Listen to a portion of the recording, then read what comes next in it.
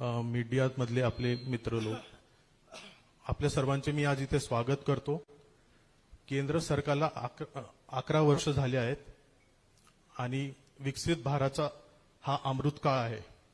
सेवा, सुशासन, गरीब कल्याणचे हे 11 वर्ष सफलतापूर्वक पूर्ण झाल्याबद्दल ही पत्रकार परिषद घेतली जात आहे। तरी मी साहेबांना विनंती करतो की ही पत्रकार परिषद सुरू करावी। धन्यवाद।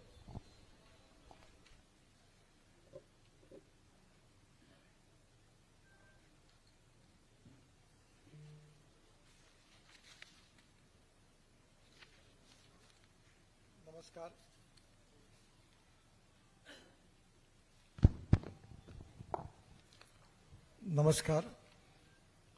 आपल्या सगळ्यांना आपण आज या पत्रकार परिषदेला उपस्थित राहिल्याबद्दल मी आपल्या सगळ्यांना खूप खूप धन्यवाद देतो। नॅशनल मीडियामध्ये आजची पत्रकार परिषद कव्हर करण्याची असल्यामुळे मी हिंदीमध्ये बोलतो आणि हिंदीत झाल्यानंतर मग आपल्या मराठी पत्रकारांकरता मराठीमध्ये पण त्यात काही गोष्टी आपल्याला सांगेन। गेली 11 वर्ष, पिछले 11 साल आदरणीय नरेंद्र मोदी जी के नेतृत्व में हमारी सरकार ने देश के विकास के लिए, गांव, गरीब, मजदूर, किसान के उन्नति के लिए जो कार्य किया है वो आप सबके सामने है। और ये 11 साल एक प्रकार से हमारे देश के इतिहास के बहुत महत्वपूर्ण साल है। कांग्रेस के 60 साल में जितना काम नहीं हो पाया उतना इस 11 साल में अनेक क्षेत्रों में बहुत प्रभावी रूप से काम हुआ है। सरकार ने सभी स्तरों पर जो कार्य किया है वो एक पत्रकार परिषद में सब कुछ आपको बताना संभव भी नहीं है। कुछ कार्य आज हम नागपुर में बैठे तो नागपुर के स्तर पर हुए हैं, कुछ जिले के स्तर पर हुए हैं, कुछ विदर्भ के स्तर पर है और कुछ महाराष्ट्र के स्तर पर है और कुछ देश के स्तर पर है। केवल संक्षिप्त में उसके जो परिणाम निकले उसकी जानकारी आपको देने की मैं कोशिश करूंगा। सबसे महत्वपूर्ण यह है कि कोई भी देश के लिए सबसे पूर्ण महत्वपूर्ण बात कोई होती है तो वो उस देश का विकास, डेवलपमेंट। और हमारे प्रधानमंत्री जी ने इस कार्य को अमृत काल कहा है क्योंकि इस काल में बहुत बड़े प्रमाण पर तेजी से विकास हुआ है। ये जो विकास हुआ है, ये विकास करने के लिए चार बातें बहुत जरूरी हैं। Water, power, transport and communication. ये 4 इंफ्रास्ट्रक्चर विकसित अगर नहीं होते हैं तो डेवलपमेंट नहीं होती और इसलिए 4 सेक्टर को प्राथमिकता हमारी सरकार ने दी और इस सब सेक्टर में जो काम किया है वो मैं संक्षिप्त में आपके सामने बताऊंगा। देश के विकास में 3 क्षेत्र जीडीपी ग्रोथ में इंपॉर्टेंट होती है। एक है इंडस्ट्रियल सेक्टर जिसमें हमारा जीडीपी ग्रोथ में 22 से 24% कंट्रीब्यूशन है। दूसरा एग्रीकल्चर जिसमें 12 से 14% है और सर्विस सेक्टर जिसमें 52 से 54% है।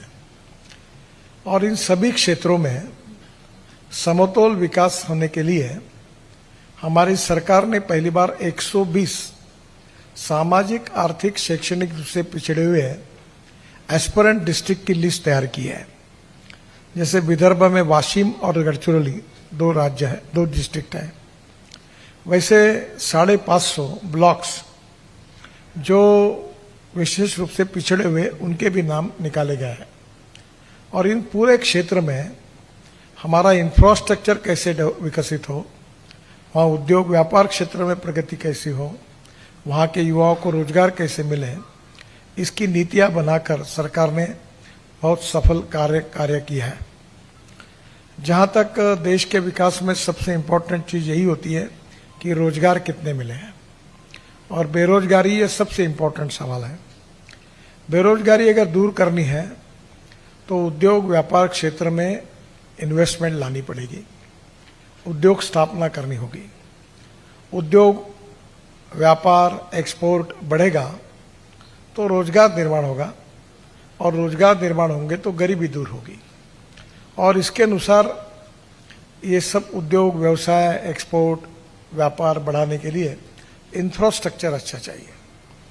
और इसलिए सबसे पहली बात, हमने कुछ बोलना तो पॉलिटिकली वो ज़्यादा महत्व नहीं रखता, पर 3 निकष जो सामने आए हैं, एक IIM बेंगलोर, IIM चेन्नई और IIM बेंगलोर, IIT कानपुर और IIT चेन्नई, ऐसे 3 लोगों ने रोड इंफ्रास्ट्रक्चर के बाद जो अध्ययन किया है वो सबसे महत्वपूर्ण बात सामने आई है।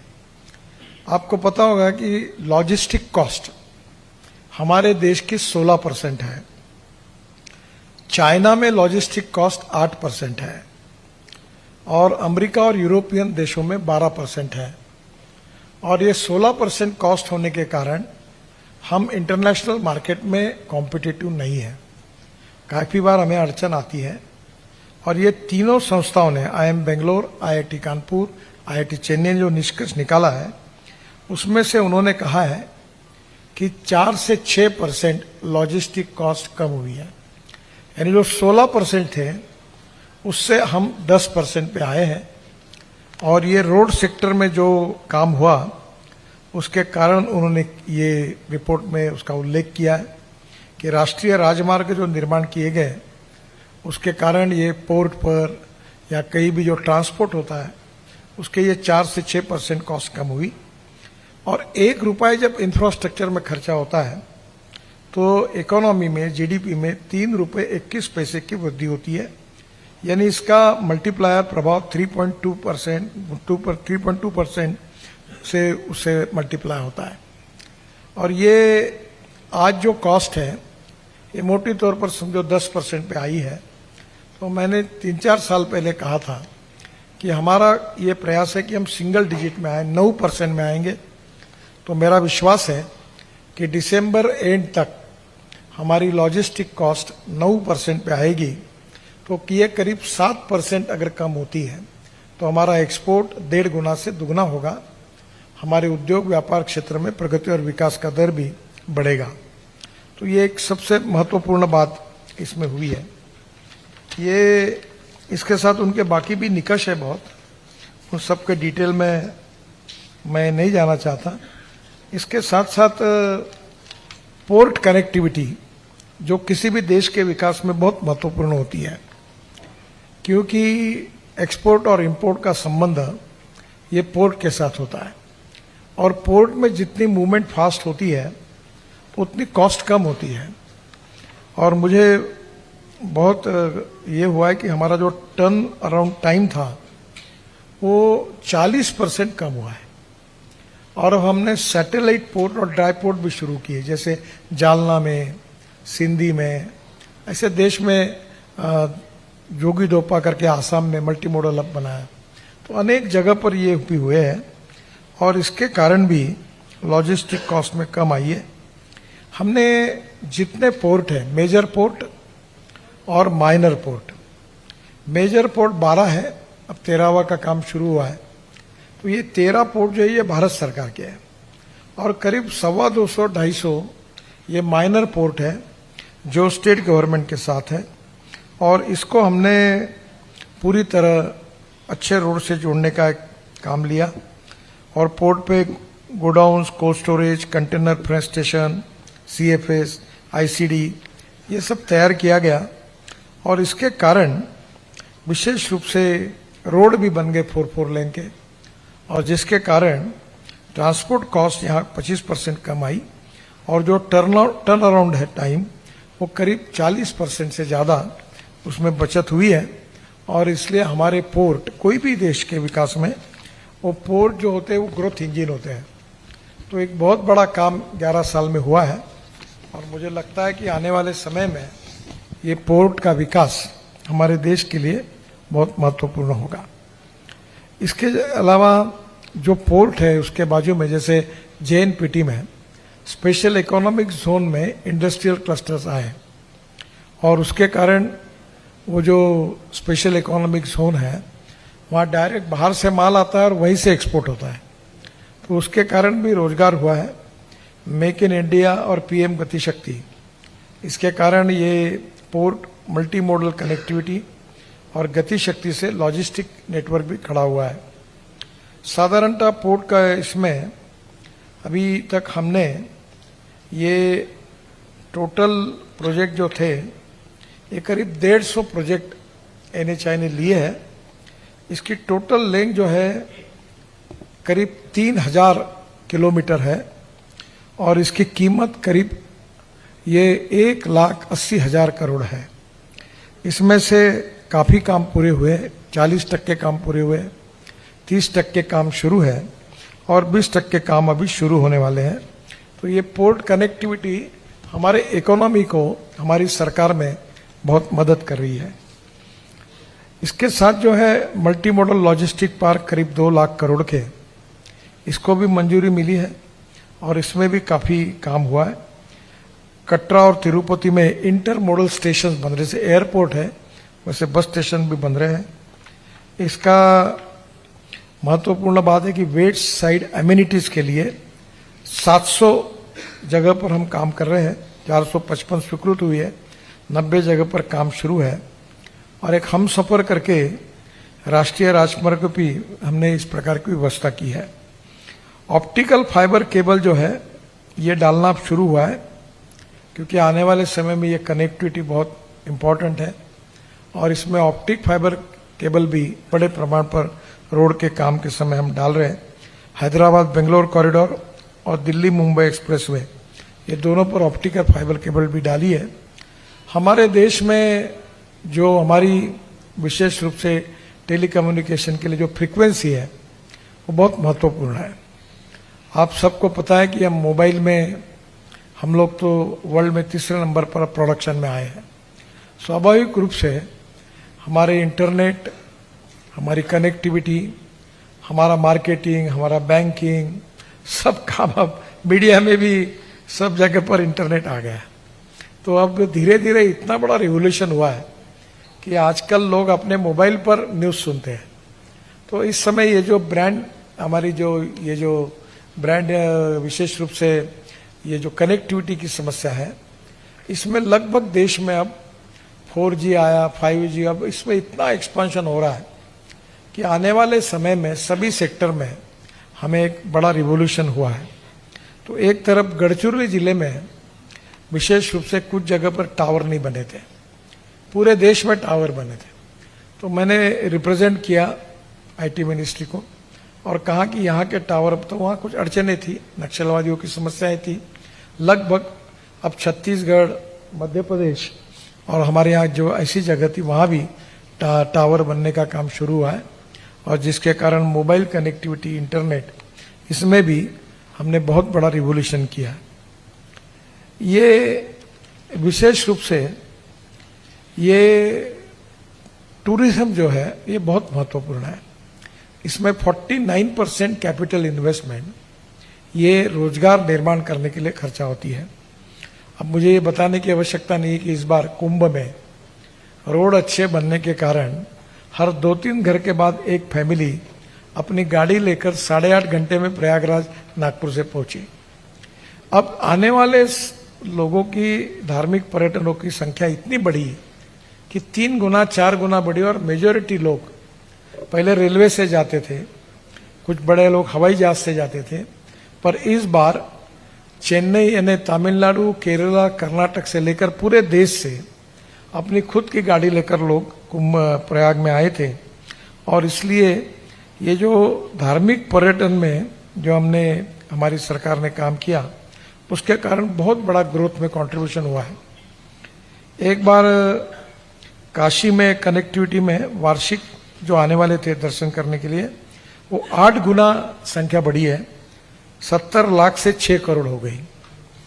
हमारे स्थानिक इकोनॉमी को उसके कारण बहुत बड़ा फायदा हुआ है। धार्मिक पर्यटन में के कारण ही केवल 2 लाख करोड़ से ज्यादा उत्पन्न अधिक हुआ है और फिर 50 लाख से ज्यादा लोगों को डायरेक्ट रोजगार मिला है।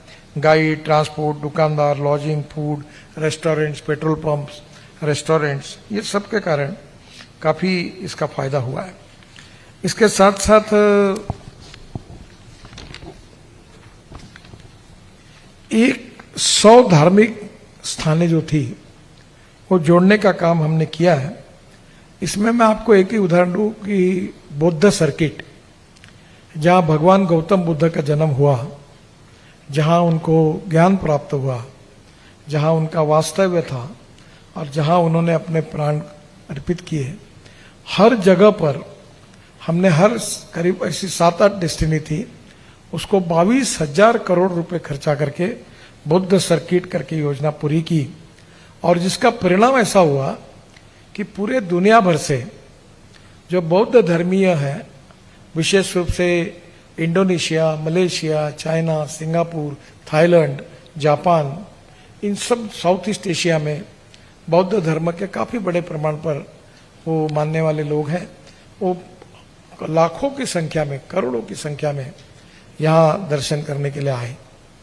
इसके साथ साथ 4 धाम प्रकल्प जो है, जो अभी 85% हुआ, तो वहाँ उत्तराखंड सरकार को परमिट देना पड़ा। इतने बड़े प्रमाण पे संख्या आई कि वो कंट्रोल नहीं कर पाए।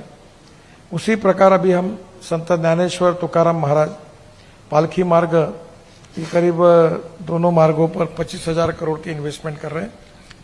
इसके साथ साथ छोटे छोटे तुलजापुर हो, अक्कलकोट हो, गाणगापुर हो, माहौर हो, या आप अगर देखेंगे तो ये हर जगह पर काफी बड़े प्रमाण पर, अभी ये मैं आपको केवल समय की कमी है पर एक एक जगह का इम्पैक्ट कितना बड़ा है, जो इकोनॉमी को भी उपयोगी और लोगों को भी एक समाधान देने वाला है। राम वन गमन मार्ग 255 किलोमीटर, 8,000 करोड़, ये करीब 55% काम पूरा हुआ। राम जानकी मार्ग 6,000 करोड़, 50% काम पूरा हुआ। अयोध्या 84 कोसी परिक्रमा, ये 8,000 करोड़, अभी काम चालू हुआ। ये ब्रिज में मथुरा में हम लोग 300 किलोमीटर 7,000 करोड़ का बना रहे, उसका डीपीआर हो गया। Ayodhya ring road 5,000 crore, Buddha circuit 22,000 crore, 4 धाम योजना 12,000 करोड़, पालकी मार्ग 12,000 करोड़, कैलाश मानस सरोवर 11,000 करोड़, बेट द्वारका ओखा सुदर्शन सेतु 1,000 करोड़, विंध्यवासिनी टू अयोध्या 7,600 करोड़। ये 1.5 लाख करोड़ के तो अभी लिस्ट है, और मैं इसमें गाणगापुर, अक्कलकोट, माहौर ये तो जोड़ता ही नहीं हूं। ये अगर सब प्रकार के जोड़े, अभी तीरथपुर करके जगह है, वो जो पाकिस्तान में जो गुरुद्वारा है, जहां गुरु गोविंद सिंह जी का वास्तव्य था, तो सिख धर्म में वहां जाते हैं, तो पाकिस्तान में है। तो हमने, हमारे विभाग ने NHAI की तरफ से 4 लेन रोड 4.5 महीने में बनाया, और इसके कारण बड़े प्रमाण पर धार्मिक पर्यटन में आज लोग वर्ल्ड के आकर वहां दर्शन करने के लिए जा रहे हैं। ये जो धार्मिक पर्यटन संख्या बढ़ने से इकोनॉमी पर भी उसका काफी बड़ा इम्पैक्ट हुआ है। ये जो पालकी मार्ग है, वो करीब इसके 8 पैकेज पूर्ण हुए हैं, 9 पैकेज पूरे हुए। एक काम थोड़ा सा, एक पैकेज का ज्ञानेश्वर महाराज पालकी मार्ग का नहीं हुआ। अभी मेरे लिस्ट में मैंने पढ़ा नहीं, पर महाराष्ट्र में 5 ज्योतिर्लिंग है, त्र्यंबकेश्वर, भीमाशंकर, कृष्णेश्वर, औंढा नागनाथ, परळी वैजनाथ। अभी जहां लोग जाते हैं वहां इतना संख्या बढ़ी है कि लोगों की आने की, कि ये संख्या इतनी बड़ी हुई है कि जिसके कारण एक इकोनॉमी को भी बहुत बड़ा बूस्ट मिला है। इसमें सभी संत जो है, बिल्कुल टुकड़ोजी महाराज से हमारे पालकी मोजरी का रिंग रोड बना, उधर शेगांव में, शेगांव से पंढरपुर जोड़ने का काम हुआ, ज्ञानेश्वर महाराज एकनाथ पैठण का काम हुआ, निवृत्तिनाथ त्र्यंबक के, गजानन महाराज शेगांव, स्वामी समर्थ अक्कलकोट। जैन धर्म स्थलों में येलोरा, वेरूळ, कुंभोज, कोल्हापुर, मांगी तुंगी, नासिक। सिख धर्म स्थल में हुजूर साहिब, नांदेड़। और ये नामदेव महाराज जो थे, ये जो वाशिम से हिंगोली रोड पर उनकी समाधि है, वहां बहुत इंपॉर्टेंट है, खूब लोग आते हैं, वो भी रोड हमने बनाया। तो अगर हिसाब किया जाए तो अभी नागपुर में ही ताजुद्दीन बाबा का हो, बाबा साहेब अम्बेडकर जी का चिंचोली का संग्रहालय का काम पूरा हुआ हो, ऐसी बहुत सी बातें हैं। इन सब ने हमारी धार्मिक पर्यटन को या इस प्रकार के इसको बहुत बढ़ावा दिया, जो हमारे इकोनॉमी को इसका बहुत बड़ा ये हुआ है। हमारे साथ हमने ग्रीन एक्सप्रेस हाईवे बनाए, दिल्ली मुंबई 1 लाख करोड़ का है। बाद में सूरत से लेकर चेन्नई तक एक बड़ा हाईवे हम बना रहे हैं जिसकी कीमत भी करीब 1 लाख करोड़ तक जाएगी। और इसमें से अभी सूरत, नासिक, डहाणू, नासिक, नगर और सोलापुर, कर्नूल से कन्याकुमारी, और कन्याकुमारी हैदराबाद, बेंगलोर, कोचीन, त्रिवेंद्रम, पूरे साउथ को जाएगा। यानी आप समझिए कि उत्तर से यानी दिल्ली से, पंजाब, उत्तराखंड, हिमाचल से अगर साउथ में जाना होगा तो मुंबई पुणे आने की जरूरत नहीं, आप कोल्हापुर, सोलापुर जाने की जरूरत नहीं, पूरा डायरेक्ट हम साउथ में सूरत से पलट कर जा सकते हैं। तो इससे भी काफी बड़े इसके परिणाम भी हुए हैं। ये मैं हाईवे का बहुत ज्यादा कुछ बताऊंगा नहीं क्योंकि वो आप सबको वो पता ही है। थोड़ा सा एक जो पोर्ट कनेक्टिविटी में महाराष्ट्र का एक इम्पोर्टेंट प्रोजेक्ट है वाधवान, इसमें 18 मीटर का ड्राफ्ट है। ये प्रोजेक्ट भी मंजूर हुआ है और इसमें हम लोग 4000 करोड़ का एक 8 लेन रोड अब बना रहे हैं। ये वाधवान पोर्ट ये विश्व का कंटेनर पोर्ट और बाकी इसमें नंबर 2 का पोर्ट बनने वाला है। तो ये बहुत इंपॉर्टेंट है। इधर JNPT है, उधर मुंबई पोर्ट ट्रस्ट है, अब आने वाले से उधर कांडला है, उधर मुद्रा है। अब ये जो हमारा वाधवान पोर्ट है ये निश्चित रूप से हमारे देश के इतिहास का एक सबसे बड़ा पुनरा उसका भी इम्पोर्टेंट है जो काम शुरू हो रहा है। महाराष्ट्र का करीब 5 लाख करोड़ के काम हमने किए हैं इस 11 साल में, और महाराष्ट्र तो काफी बदल गया है। मैं प्रोजेक्ट का कुछ ज्यादा डिटेल आपको बाद में मेरे वेबसाइट पे डाल दूंगा, आप देखिए। नागपुर जिले में और नागपुर शहर में मिलकर करीब 1.25 लाख करोड़ के काम हुए हैं और आज भी काम हो रहे हैं। तो कितने इसका वॉल्यूम कितना, इसका परिणाम कितना है, आप देख रहे हैं कि किस प्रकार से ये डेवलपमेंट हो रहा है। एग्रो कन्वेंशन सेंटर से लेकर तो अलग अलग प्रकार के शहर के कितने ब्रिजेस बन रहे हैं, कितने रोड बन रहे हैं।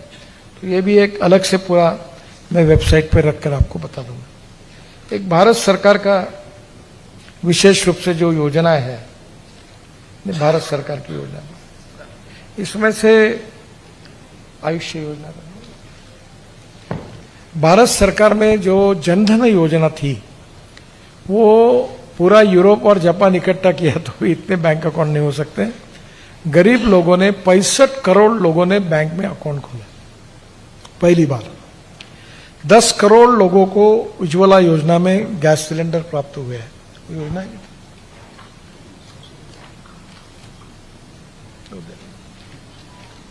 अब इसमें गरीब कल्याण ये कार्यक्रम हमारा बहुत इंपॉर्टेंट था और इसमें करीब 81 करोड़ लोगों को हमने राशन दिया। यानी आज 81 करोड़ लोगों को आज राशन मिल रहा है, कोई गरीब भूखा नहीं रहेगा। तो ये गरीब कल्याण का हमारा गरीब कल्याण और जो शोषित पीड़ित वंचित है उनको तरफ विशेष रूप से सरकार ने ध्यान दिया। 4 करोड़ से ज्यादा लोगों को प्रधानमंत्री आवास योजना में घर बना कर दिए, 4 करोड़, और फैमिली में हिसाब किए तो 20 करोड़ लोगों को इसका फायदा होगा। 15 करोड़ से अधिक ग्रामीण घरों के लिए हमने अब ये हर घर जल योजना लाई और अब उसके कनेक्शंस दिए हैं। 51 करोड़ से ज्यादा लोगों को प्रधानमंत्री सुरक्षा बीमा योजना का कवच हमने दिया और 68 लाख से अधिक ये रोड पर टपरी वाले, फेरी वाले जो है, पानीपुरी वाले, इनको स्वनिधि योजना के अंतर्गत करीब 22 लाख करोड़ रुपए का उनको लोन मिला है। इसके साथ साथ किसानों के लिए विशेष रूप से MSP लगातार हमने बढ़ाई है और प्रधानमंत्री किसान सम्मान निधि में हर साल 6,000 करोड़ रुपए डायरेक्ट किसानों के खाते में जाते हैं। प्रधानमंत्री इंश्योरेंस स्कीम में 1.75 लाख करोड़ इतना बीमा के दावे निकले हैं। किसान क्रेडिट कार्ड 7 करोड़ से अधिक लोगों को किया, 10 लाख करोड़ का उनको सहायता मिला है। मेगा फूड पार्क है। एक प्रकार से अनेक योजनाओं में विशेष रूप से काफी बड़ा काम हुआ है। नारी शक्ति वंदन, आप एक इम्पोर्टेंट चीज देखिए कि बेटी बचाओ अभियान हमने शुरू किया। अब 980 बेटे और 1020 बेटियां, रेशो बदल गया है। यानी आज बेटियों की संख्या जो बीच में कम हो रही थी वो खत्म हो गई। अब विशेष रूप से जो सैनिटरी नैपकिन है, पैड्स है, वो गरीब महिला बेचारे कहाँ से 1 रुपए में मिलने की सुविधा हुई। 18,000 ये जो हमारे कौन सी औषधि है, जन औषधि के करीब 18 जेनरिक मेडिसिन के लिए 16,000 दुकानें दी, जिसके कारण जो सस्ते में दवाई मिली उसमें गरीबों की 38,000 करोड़ की बचत हुई है। जैसे नारी शक्ति के लिए 33% आरक्षण सुनिश्चित किया गया। पहले महिलाओं को नेशनल डिफेंस एकेडमी में प्रवेश शुरू हुआ। मातृत्व की रजा 12 सप्ताह से 26 सप्ताह हो गई। मातृवंदन योजना में 3.9 करोड़ गरोदर महिलाओं के लिए करीब 19,000 करोड़ का आर्थिक सहायता मिला। ट्रिपल तलाक के कारण जो अन्याय होता था वो दूर हुआ। कोविड के समय 20 करोड़ से ज्यादा अधिक महिलाओं को रोक मदद हुई। और सबसे बड़े मिडिल क्लास में जो इनकम टैक्स लिमिट 2 लाख थी वो 12.75 लाख उत्पन्न जो था वो कर मुक्त हो गया। ये बहुत बड़ा ये हुआ। यूपीआई में आजकल भाजी के दुकान में, पानीपुरी में भी यूपीआई का चलता है। आपको आज कहीं पैसे की पॉकेट रखने की जरूरत, मुझे याद नहीं, मैं पिछले 1.5-2 महीने में मैंने पॉकेट से पैसा निकाल के खर्चा नहीं किया है। यानी आपको भी ये होगा कि कोई खर्चा ही नहीं करना पड़ता, सब कार्ड से काम होता है। तो अभी यूपीआई में 46 करोड़ से ज्यादा नागरिक और 6.5 करोड़ व्यापारी ये यूपीआई का उपयोग कर रहे हैं। सूर्य घर योजना में 300 यूनिट्स अपने घर में बिजली तैयार करके करीब 100% विद्युतीकरण पूरा हुआ है। मुद्रा योजना में 32 लाख करोड़ रुपए का जो कर्जा है वो 52 करोड़ से अधिक लाभार्थियों को वितरित हुआ है। मेट्रो जो थी, जो केवल 2014 में 5 सिटी में थी, वो 2025 में 23 शहरों तक गई हुई है। नया शिक्षा धोरण आया, जिसके कारण भी काफी बड़ा अंतर्राष्ट्रीय दर्जा आपको मिला है। करीब 15 एम्स थे और अभी वो विशेष रूप से 3 गुना बढ़े हैं। 15 एम्स 2014 से 2024 के दरमियान ये जो 7 IIT, 7 IIM, 490 यूनिवर्सिटी तैयार हुई है। और वर्ल्ड स्टैंडर्ड के रैंकिंग में हमारी 49 यूनिवर्सिटी अभी आई है। एक समय केवल 5 यूनिवर्सिटी थी। स्टार्टअप इंडिया में 1.6 लाख से अधिक स्टार्टअप, 17.6 लोगों को रोजगार मिला है। 119 यूनिकॉर्न्स, अब वर्ल्ड में 3रे नंबर पर भारत की स्टार्टअप इकोसिस्टम बन गई है। खेलो इंडिया में बहुत बड़े प्रमाण पर हमको मेडल्स मिले। हमारे प्लेयर्स के लिए योजनाएं बनाई। सुलभ आरोग्य में 55 करोड़ से अधिक लोगों को और ये जो 5 लाख का मुफ्त ट्रीटमेंट मिल रही है और 70 साल के ऊपर के ज्येष्ठ नागरिक भी इसमें है। 220 करोड़ लोगों को कोविड की लस हमने दी है और इसके साथ साथ 23 एम्स और 2045 मेडिकल कॉलेजेस, 16,000 से वैद्य के जन औषधि दुकानें, मैंने बताया आपको। मिशन इंद्रधनुष्य में 5.4 कोटि बालक, 1.3 कोटि गरोदर महिला, उनके लसीकरण का काम हुआ। ऑपरेशन सिंदूर, इसमें हमने टेररिस्ट के किए थे स्थान थे वो नष्ट किए। 370 कलम दूर किया। और कश्मीर का विकास इतना हुआ है कि आप में से बहुत से लोग अगर कश्मीर जाएंगे तो ढाबे पर आप बोलो नागपुर से आए हो, पैसे नहीं लेते लोग। बहुत लोगों ने मुझे बताया, टैक्सी वाला पैसे नहीं लेता।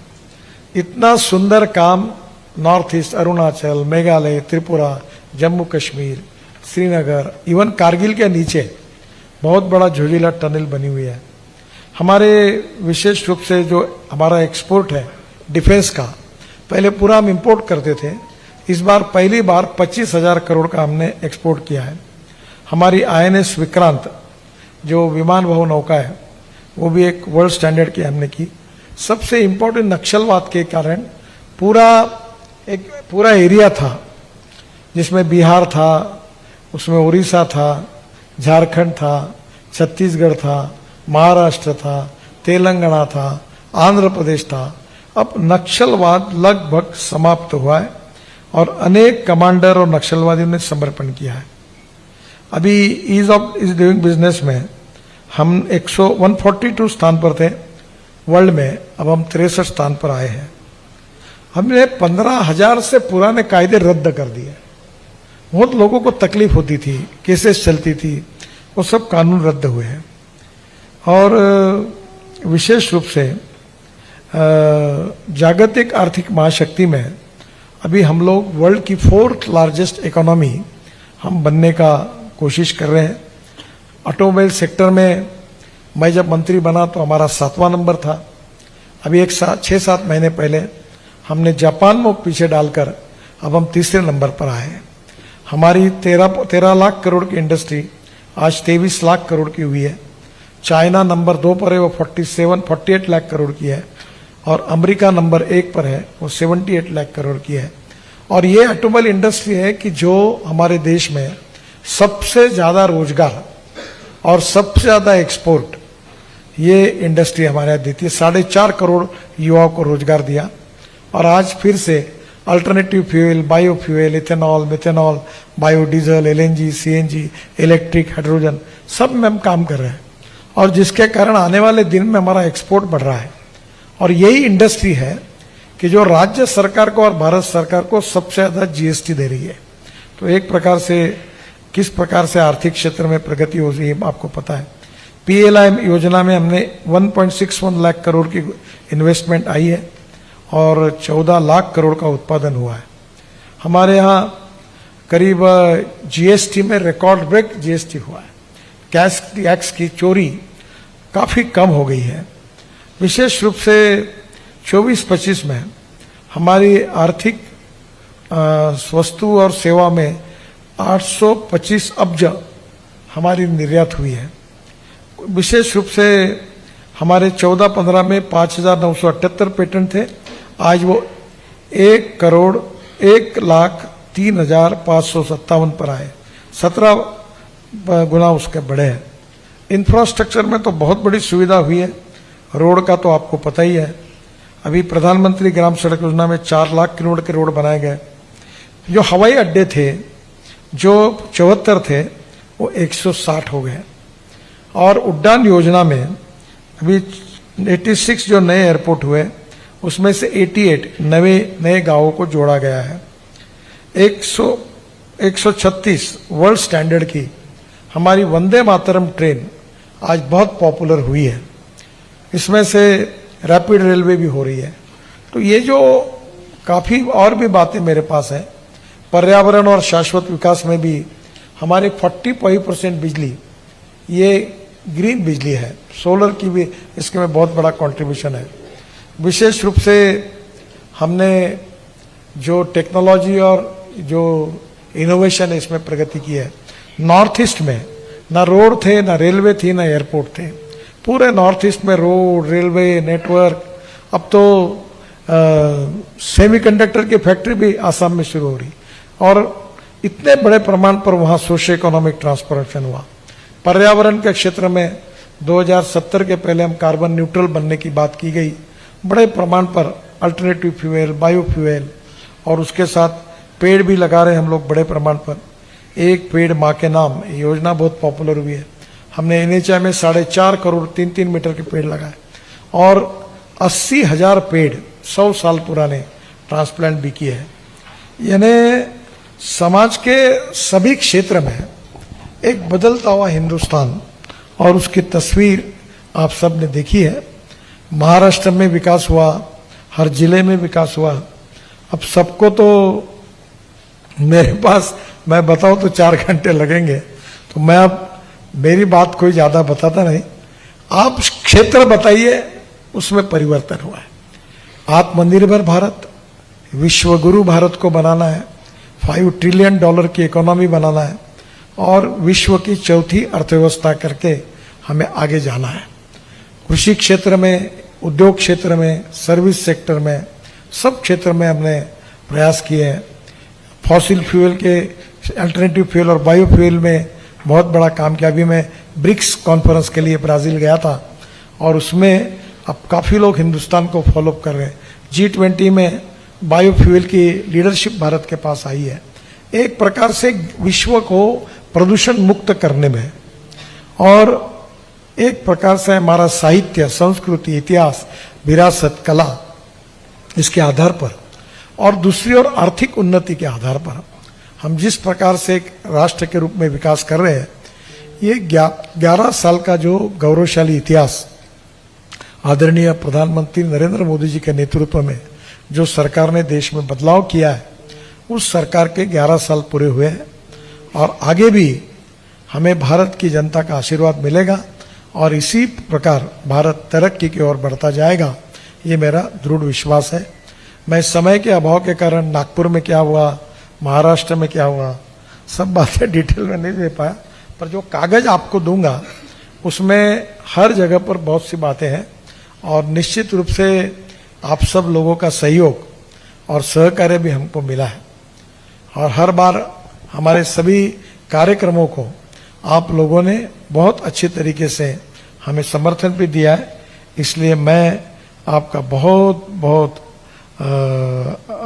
आभारी हूँ और थोड़ा जानकारियाँ मैं मेरे वेबसाइट से दे देता हूँ, क्योंकि मेरे को जो कागज थे उसमें मैं 10% ही आपको बता पाया हूँ। अब जो 90% जिसको जो चाहिए वो वहाँ से ले सकते हैं। तो इसलिए मैं 11 साल के इस यशस्वी प्रवास के लिए प्रधानमंत्री मोदी जी को बहुत बहुत धन्यवाद देता हूँ, उनका अभिनंदन करता हूँ। और भारत की जनता ने ये सब करने के लिए हमको मौका दिया, अवसर दिया, हमारे साथ समर्थन दिया और इसलिए ये जो कुछ हम कर सके इसका श्रेय हमें नहीं है, इसका श्रेय सही अर्थ में भारत के विकास के लिए जिस जनता ने हमको चुन कर दिया उस जनता को है। उस जनता के प्रति मैं कृतज्ञता व्यक्त करता हूँ और धन्यवाद देता हूँ और अपनी बात को समाप्त करता हूँ। आप संक्षिप्त में एक एक जन हाथ ऊपर करिए, फिर एक एक की परमिशन देकर वो बोलेंगे। आपका प्रश्न थोड़ा संक्षिप्त में पूछिए और आज के इसमें ये जो मेरा 11 साल का विषय उसी के प्रश्न पूछिए और राष्ट्रीय स्तर के पूछिए, यही मैं आपसे अनुरोध करता हूँ। तो ये एक दिव्यांगों के लिए तो आपको पता है जो बजट पहले 370 था वो 1250 करोड़ हुआ। हमने नागपुर में ही 40,000 दिव्यांगों को साहित्य दिया। तो अभी तो अनेक लोगों को पैर लगा, मैं तो ये काम करते रहते, पैर लगाना, हाथ लगाना, कान में सुनना, मशीन लगाना, तो ये तो इतने बड़े प्रमाण पर हुआ है कि मैं आपको बता नहीं सकता। आप कहीं भी दिव्यांग मिलते हैं। अभी दिव्यांगों का पार्क बनाया हमने, अभी ऑक्सीजन बेड पार्क बनाया। तो अनेक प्रकार के ये कार्यक्रम अभी सबको बताना मुश्किल है। दयाशंकर जी ने मुझे याद कर दिया इसलिए आपको मैं बताया। हाँ, एक मिनट। हाँ,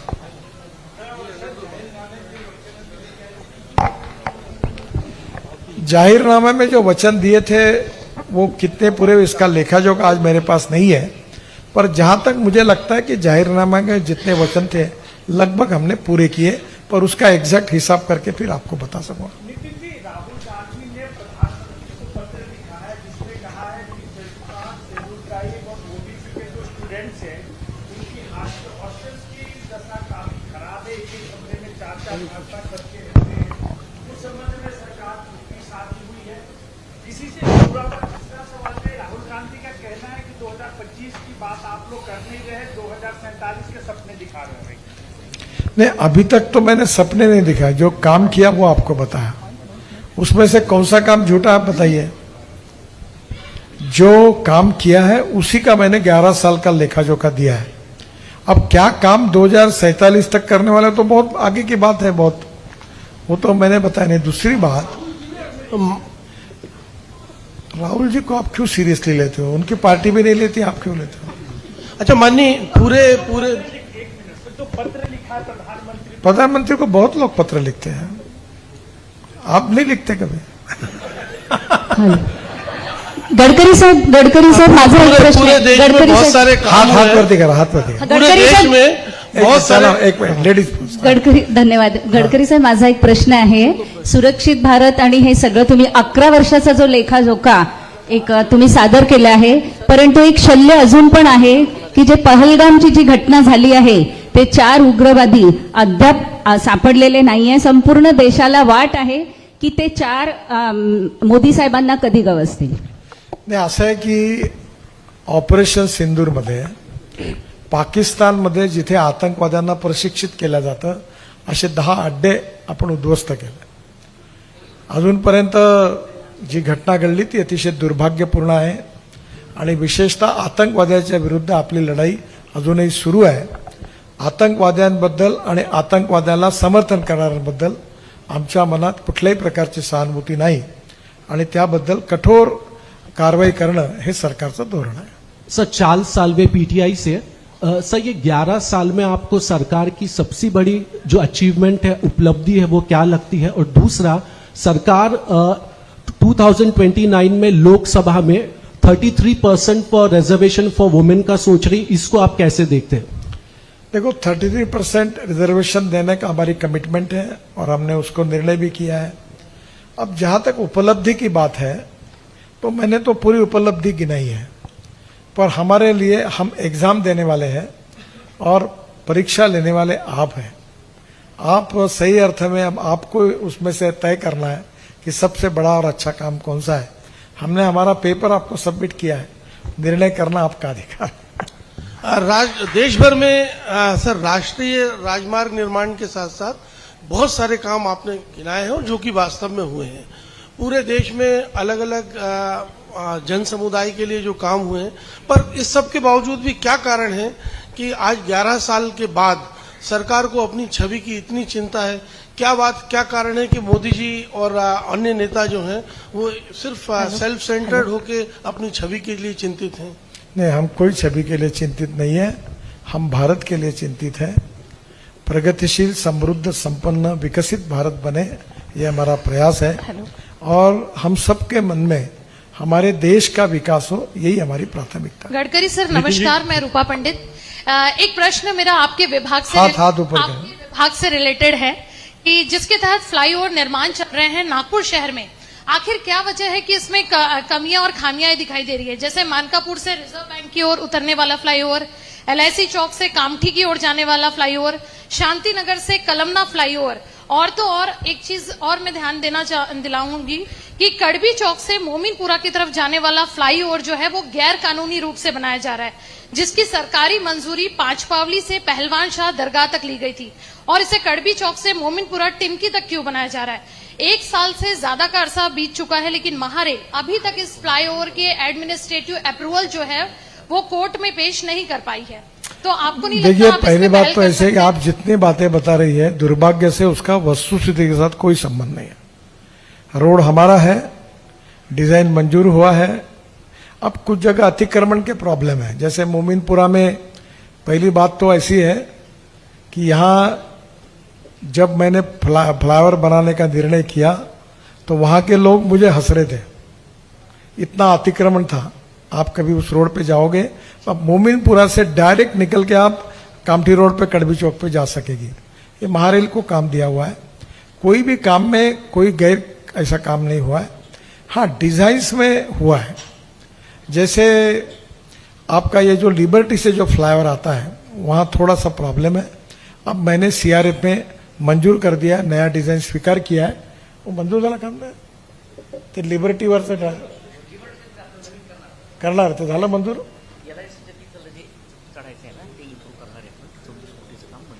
34 करोड़ का काम मैंने मंजूर किया है, जल्दी वो शुरू हो जाएगा, वो प्रॉब्लम सॉल्व होगा. और बाकी भी बातें जो आप बता रहे सब जगह. अभी ये जो कमाल टॉकी चौक से ये ताजबाग तक का जो हाईवे अपना पुल बना रहा है, उसका क्वालिटी का देखो काम कितना, प्रीकास्ट की क्वालिटी कैसी है. उसमें पहली बार मलेशिया से आई हुई नई टेक्नोलॉजी यूज की रही है. और कमाल टॉकी चौक पर वहां बहुत बड़ा मार्केट तैयार करने के लिए अच्छा, सबको जगह मिलेगी, जितने लोग हैं उनको जगह मिलेगी, और एक इंटरनेशनल लेवल का बहुत बढ़िया मार्केट बनाने के लिए एनएचआई की तरफ से 60 करोड़ रुपए मैंने महानगर पालिका के उस मार्केट के लिए दिए हैं, उसका भी काम हो रहा है।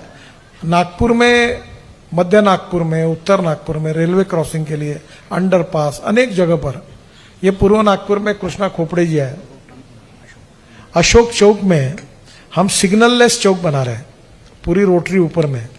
अब मेडिकल चौक में भी बनाने की मेरी इच्छा है, उसका भी अध्ययन कर रहे हैं। तो अब नागपुर में तो अब कुछ लोग बोलने लगे कि कितने पुल बनाओगे आप, अब कोई पुल बनाओ नहीं बोलता है, बोलता है कितने बना रहे हैं।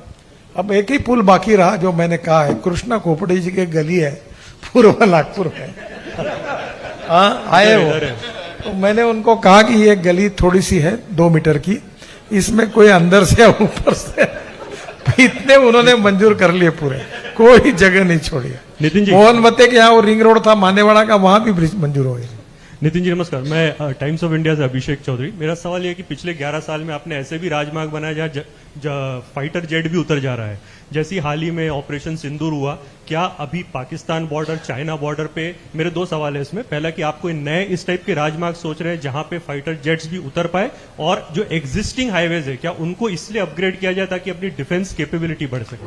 देखिए, करीब 28 जगह पर हमने हाईवे ऐसे बनाया है कि जहां बड़ा से बड़ा हवाई जहाज उतर सकता है और उसका एयरपोर्ट करके उपयोग हो सकता है।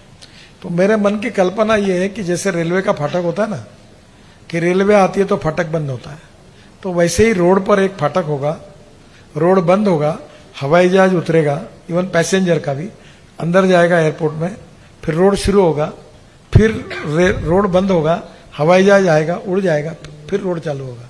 तो राजस्थान में क्या 400-400, 500-500 किलोमीटर पूरा रेगिस्तान है।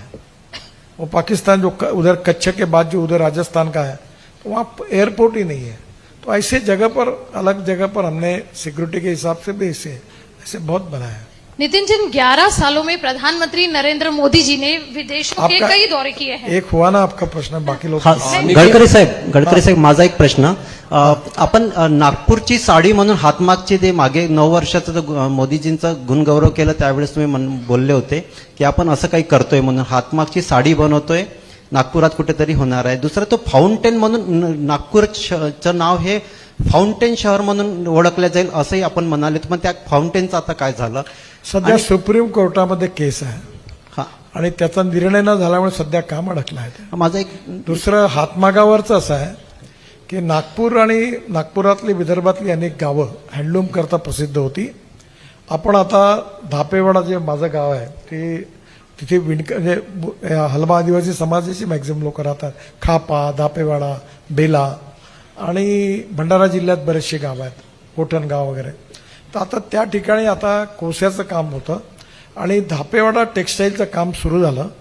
आम्ही पहिले कोस्याच्या उत्तम साड्या तयार केल्या, त्याच्यावर झारखंडमधून प्रिंटिंग केलं आणि मला सांगताना आनंद होतो की मुंबईच्या प्रसिद्ध मॉडेल्स आल्या होत्या या दक्षिण मध्य सांस्कृतिक ह्याच्यात, त्यांनी त्या साड्या घालून सुंदर प्रदर्शन केलं आणि त्या साड्या तयार होत आहेत आणि स्थिती अशी आहे की आम्हाला दाखवायलाही पण साडी नाही आहे, वेटिंग लिस्ट आहे। 12,000 रुपयात साड्या विकल्या गेला। आता आम्ही तिथे धापेवाडा टेक्स्टाईलच्या मोठ्या बिल्डिंगचं काम सुरू केलं आहे, 6 महिन्यात त्याचं उद्घाटन होईल आणि आम्ही 2 कामं करतो आहे की हँडलूमचं तिथे सगळं काम ऑलरेडी सुरू आहे सध्या आमच्या कारखान्यामध्ये धापेवाड्यात, पण त्याला आता जागा मिळाली आहे, तिथे ती होईल। आणि कॉटनची उत्तम क्वालिटीची साडी ही इलेक्ट्रॉनिक पॉवरलूमवर तयार करून नागपूरची साडी ब्रँडिंग करून केवळ 400 रुपयात ग्राहकाला मिळेल। 6 महिन्याच्या आत ती एक तर साडी आली मार्केटमध्ये आणि नागपुरातच बऱ्याचशा चांगले ब्रँड ते विकत घेतात आणि ही साडी 400 रुपयातली आहे। ही गरीब लोकांकरता मिळेल जी 3,000-4,000ची आहे, त्याचंही पण 6 महिन्याच्या आत मार्केट होईल आणि यातून आम्ही 1500 महिलांना प्रशिक्षित केलं। आपल्या पाचगावलाही केलं, धापेवाडालाही केलं, आता बेल्याला आणि खाप्यालाही सुरू करतोय आणि त्याच्यात आपल्या बांगलादेशमध्येही काम मध्ये सुरू झालं। त्यातून आपण चिंध्या असतात ना रेडीमेड गारमेंट्सच्या, त्याचे पाचगावमध्ये 1500 महिलांना ट्रेन करून त्याचे कार्पेट्स पण बनवले आणि हातमाग व्यवसाय हा पुन्हा एकदा विकसित करायचा आणि या नागपूरचं वैशिष्ट्य पुन्हा एकदा आणायचं असा प्रयत्न आमचा सुरू आहे, त्याला चांगलं यश मिळालं. माझं 2 प्रश्न होते, मला बोलू नाही दिलं.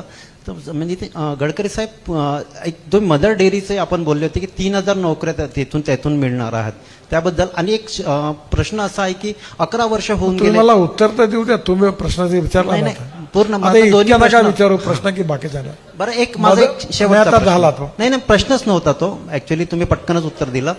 11 वर्ष पूर्ण हे काय होतं, झाले. टेक्सटाईलचं भाषण होतं का? 11 वर्ष पूर्ण झाले. विरोधक म्हणताय म्हणून मी काही म्हणणार नाही. मला एक पत्रकार म्हणून मला एक आवडेल की मोदीजींना पत्र परिषद घ्यावी. तुमची विनंती त्यांच्यापर्यंत पोहोचवेन मी. हां, नितीन जी, हे पहिला मुद्दा असा की मदर डेअरीचं 850 कोटी रुपयाचं काम फॅक्टरीचं बुटीबुरी MIDC सुरू झालं. त्याच्यात आता नव्याने पुन्हा जे पशुखाद्य लागतं, त्यात विदर्भामध्ये राईस हस आहे, राईस स्ट्रॉ आहे, सोयाबीनची ढेप आहे, सरकीची ढेप आहे, ती टाकून स्वस्तात पशुहार मिळेल याच्याकरताही पण तिथे फॅक्टरी टाकून राहिल्या आहेत. दुसरं बुटीबुरी हिंगण्यामध्ये महानंदा नावाची होती डेअरी, तिथे आता मदर डेअरीने ती घेतली.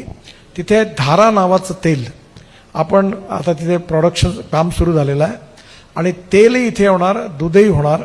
आणि सध्या 5 लाख लिटर दूध आहे. 3000 नाही, सध्या मदर डेअरी 21,000 लोकांकडनं दूध घेते आहे.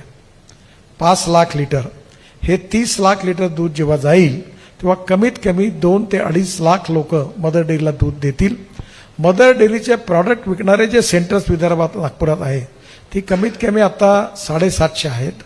आणि याशिवाय आपण आता इथून एक्सपोर्ट पण होईल. आणि या ह्याच्यात मदर डेअरीने नागपूरचे 1000 टन संत्र सफल नावाने घेतले, तेही त्यांच्याकडे पाठवले.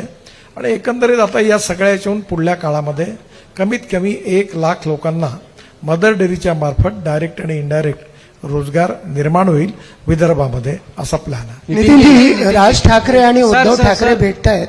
राज ठाकरे आणि उद्धव ठाकरे भेटतायत. भाजपचे नेते सुद्धा त्यांना वारंवार भेटतायत. आपली काही प्रतिक्रिया असेल तर नक्की. सध्या माझी कोणाशीच भेट नाही झाली. हां, नितीन जी, सर, मैं विदर्भ की ज्या बात. प्रकारे 2014 पासून डेव्हलपमेंट खूप चांगलं झालेलं आहे इंफ्रास्ट्रक्चर मध्ये, पर नॉर्थ ईस्टर्न बॉर्डर्स पे आज भी बांग्लादेश है जो चिकन नेक को लेकर बहुत ज्यादा हल्ला करते रहता है. वहां पे क्यों कोई इंफ्रास्ट्रक्चर डेवलपमेंट उतना नहीं हो पा रहा? आप गए नहीं क्या उधर कभी? नहीं सर, वो चिकन नेक पे आप गए नहीं क्या उधर? सर मैंने जितना रिसर्च किया उस हिसाब से तो चिकन नेक पे अगर कोई अंडरपास देखो, है. चिकन नेक में जो पार्ट बांग्लादेश का है उसमें 3 ब्रिज बनाए हमने कनेक्टिविटी के. और अभी अपने नागपुर में जो NKP सालवे साहब थे उनके भांजे थे सत्यनाथन करके, ये कॉन्कर्ड कंपनी के एग्जीक्यूटिव डायरेक्टर, उनको अभी हमारे ये जो सिंधी में है ना उसमें भी डायरेक्टर है, उन्होंने स्पेशल योजना तैयार की. और हम लोग अब नदियों से बांग्लादेश को व्यापार करने के लिए शुरुआत की है. और एक बहुत बड़ा ट्रांसपोर्ट चालू हो गया नागपुर से. ट्रैक्टर, टावर्स, बाद में सूत, बेल्स, ये सब जो बांग्लादेश जाते हैं यहाँ से JNPT से श्रीलंका से फिर उधर जाते हैं. तो अभी हमारे डायरेक्ट यहाँ से जाएंगे कलकत्ता हल्दिया पोर्ट, और वहाँ से 180 कंटेनर लेके बाहर निकलेगा और नदी से बांग्लादेश में 4 जगह जाएगा. अगरतला में ब्रिज बनाया.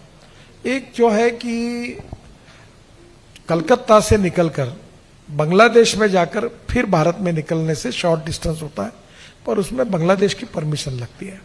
तो अभी पानी से और रोड से म्यांमार और बांग्लादेश, नेपाल, भूटान, इनको सबको हमने रोड से जोड़ दिया है.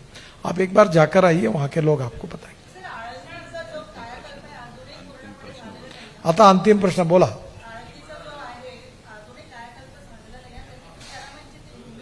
कोण?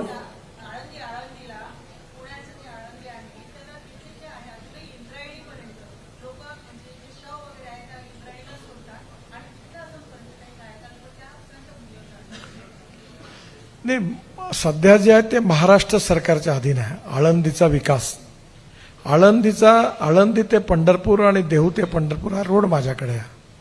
तसं आळंदीमध्ये जी नदी आहे इंद्रायणी, त्या नदीला साफ करणं, त्यात पुष्कळ गाळ वगैरे आला आहे आणि त्याला सुंदर करण्याचा प्रकल्प बहुतेक महाराष्ट्र सरकारने घेतला आहे, तो त्यांच्याकडे आहे. पण आळंदी ते पंढरपूर आणि देहू ते पुन्हा रोड माझ्याकडे होता. लास्ट क्वेश्चन, शेवटचा प्रश्न.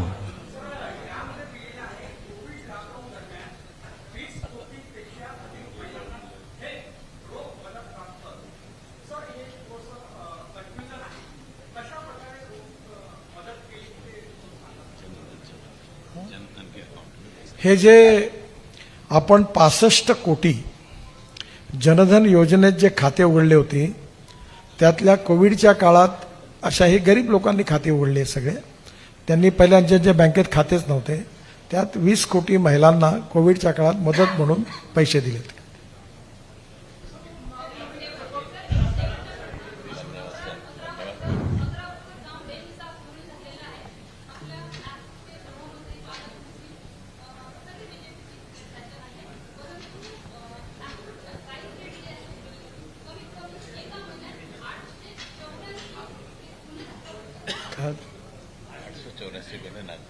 होतात.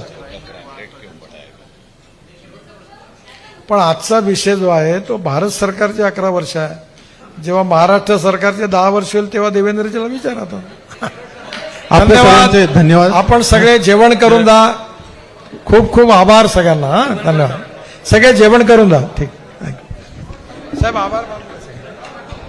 आपल्या सगळ्यांचे इथे आल्याबद्दल